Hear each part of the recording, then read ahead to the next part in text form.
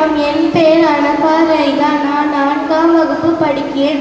இன்று நான் கரும வீரர், படிக்காத மேதை காமராஜர் பற்றி பேச வந்துள்ளேன். காமராஜர் 1903ஆம் ஆண்டு ஜூலை 15ஆம் நாள் விருதுநகரில் குமாரசாமி நாடர் சிவகாமி அம்மையாருக்கு பிறந்தார்.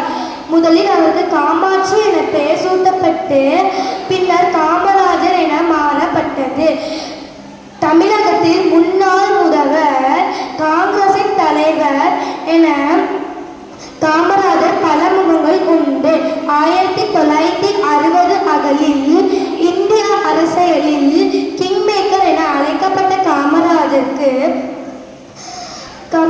தமிழகத்தில் பெரும் தலைவர் என போற்றப்படுகிறார். தமிழ்நாட்டை ஆண்ட முதல் அமைச்சர்களுக்கு குறிப்பிடத்தக்கவர் பெருந்தலைவர் காமராஜர். தமிழகத்தில் 9 ஆண்டு ஆட்சி செய்து பள்ளி குழந்தைகளுக்கு இலவசமான